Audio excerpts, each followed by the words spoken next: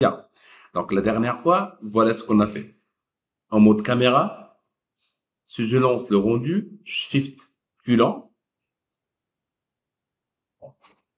voilà le rendu. On a discuté concernant des points qui sont très très importants. Les moteurs de rendu qu'on a choisis. Il a commencé le rendu. Ça va vous donner un rendu mieux que ça. À la fin. J'arrête le rendu pour ne pas perdre un peu le temps. Une chose qui est hyper importante, si je glisse ici un tout petit peu, pour retrouver Render Setup, le Render Setup ou bien le raccourci F10. S'il vous plaît, si vous avez une version adéquate avec la version 3D Max, il faut qu'il fonctionne très très bien. Donc ici, on a un render avec V-Ray 6 Hotfix 1. Il fonctionne parfaitement avec 2023. Autre chose, quand je clique sur GI, je répète, GI c'est la lumière indirecte. Je vous invite d'utiliser le Irradiance Map and Light Cache pour faire un rendu d'intérieur. Dans le Irradiance Map, on va utiliser Very Low pour faire un rendu en 5 minutes max. C'est juste une question de test, pardon. On ne veut pas vraiment imprimer. Et je clique sur Render. Bien. Par la suite, une fois on a lancé le rendu, la première remarque que vous faites, il y a un sérieux halo qui entre à travers la fenêtre. Aussi, l'environnement n'est pas vraiment très joli. Donc, j'arrête le rendu. Je passe directement vers le site Polyhaven. Polyhaven. Vous allez retrouver des environnements en 360 degrés au choix. Night, day, as you like, sans le moindre problème. On est d'accord? Vous téléchargez ce que vous voulez. OK? Une fois c'est téléchargé, donc qu'est-ce qu'on doit faire? Ici, bien sûr, je suis en mode V-Ray caméra. Je bascule vers perspective pour travailler comme je veux sans le moindre problème. Allons-y. Je clique sur Rendering, Environment. Ici, je trouve Default V-Ray Sky. Bouton droit, Clear, pour supprimer. On n'a plus de lumière. On n'a plus d'environnement, pardon. Je clique sur Light et je supprime. Maintenant, j'ai supprimé V-Ray Sun, c'est-à-dire si je clique sur C et je lance le rendu, normalement, il y a juste la lumière d'intérieur. Rien de plus. Oui, c'est une fenêtre. J'arrête le rendu. Bah, c'est bien, c'est déjà bien. Pas mal parce qu'on a de la lumière. J'arrête le rendu.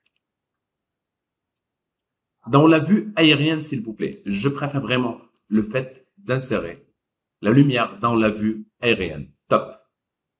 Je clique sur Create, Light. Certainement, je dois choisir le V-Ray. V-Ray Light. Dans V-Ray Light, je choisis ici le Doom, 360 degrés.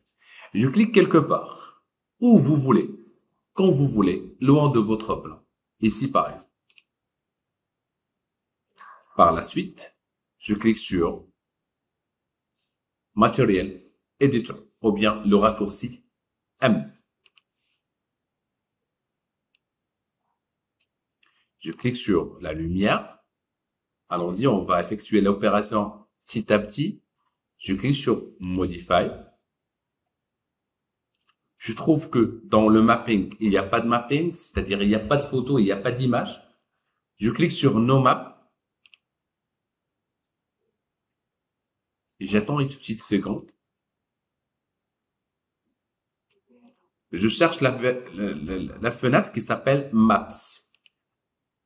Je clique sur V-Ray Bitmap. On double-clique. Bien sûr, après le téléchargement de fichiers que vous devriez faire, je peux choisir l'environnement où se trouve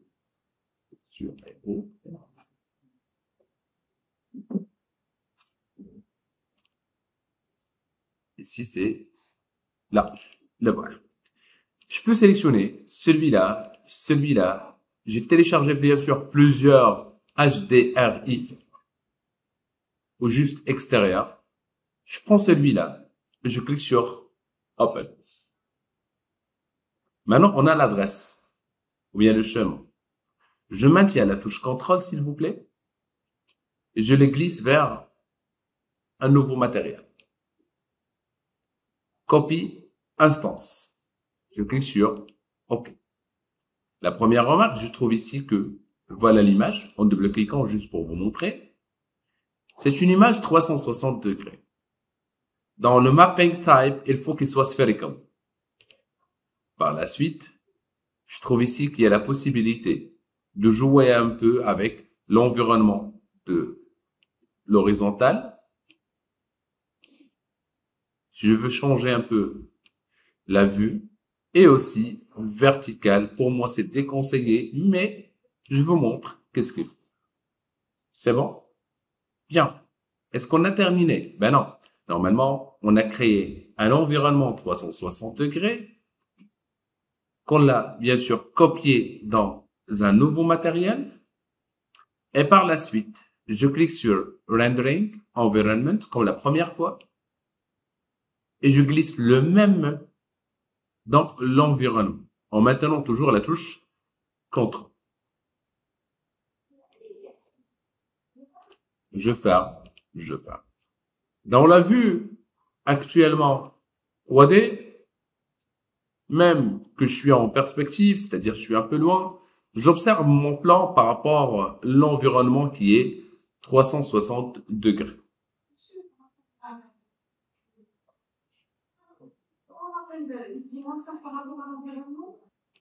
Bien, une fois on a importé un environnement, sachant très bien qu'on a supprimé le VLSAN, on a juste l'environnement, pardon, la lumière de l'environnement. Shift client. Je lance mon premier rendu et on va faire des remarques ensemble. J'aimerais bien en même temps éteigner la lumière. Supposons que on est à 7 heures du soir, la lumière est correcte. Supposons que on est en plein jour, ben non, ce n'est pas ça. Qu'est-ce qu'on doit faire? J'arrête le rendu, je clique sur la lumière, je peux même la supprimer. Je clique sur M, matériel ici, et je descends un petit peu en bas et je trouve Render Multiplicator, c'est-à-dire je peux multiplier la lumière de rendu. J'ai 1 par défaut, une seule valeur, ne mettant par exemple le 10 parce qu'il faut tester. Shift scalant. Maintenant c'est mieux, certainement.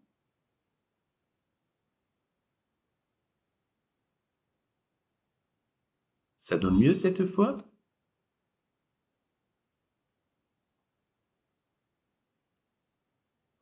Monsieur, Brina, certainement plus de lumière. Là, c'est la même chose. On peut faire cette opération plusieurs fois. Sans oublier que si je clique sur H et je cherche ma caméra, cam, je dois absolument vérifier une opération qui s'appelle le F-number. C'est l'ouverture qu'on a déjà abordée. Et les deux cas, je peux prendre par exemple le 2 qui va me donner plus de lumière.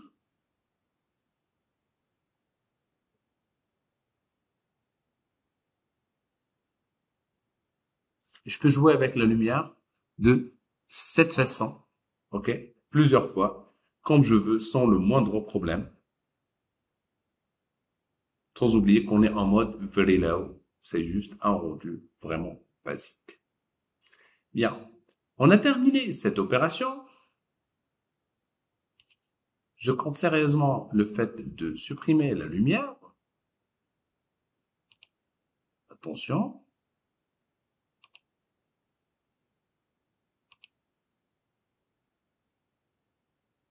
Bien, je supprime un tout petit peu les spots lumineux. Passons pour importer un objet. La dernière fois, on a utilisé le Cosmos Browser. Il fait partie de Show Group. Maintenant, supposons que sur Internet, un objet qui m'intéresse vraiment et je veux l'utiliser. Par exemple, je clique sur Bed, Chair, Bureau et autres. Allons-y, je prends par exemple cet objet. Je clique sur Télécharger. Le site s'appelle archive3d.org.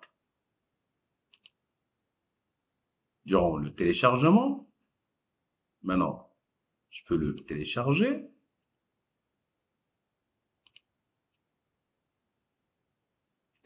Une fois il est téléchargé, il est quelque part dans mon ordinateur, certainement dans téléchargement. Donc, maintenant, il est téléchargé. C'est bon. J'arrête. Une fois il est téléchargé, certainement, pour importer un objet, qu'est-ce que je dois faire? D'une manière saine et sauve. Je clique sur File, Import, Merge. File, Import, Merge. Voilà. Je cherche dans Téléchargement. Et si tu trouves File of Type Max, je vais lui dire, écoute, tout type, all files. Le voilà.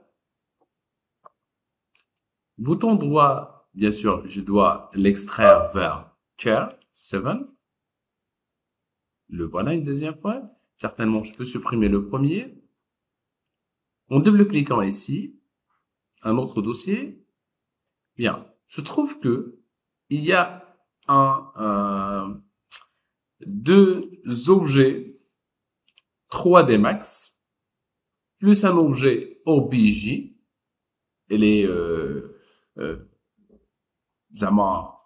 elle est bien pour tout type d'ordinateur. Je clique sur le premier et je clique sur Open. Ici, je vais lui dire All. OK. Bien. J'ai importé, attention, ici, il y a un petit message, Convert Arnold Compatible Future, Arnold, Convert C. J'attends la fin de message. Une fois c'est terminé,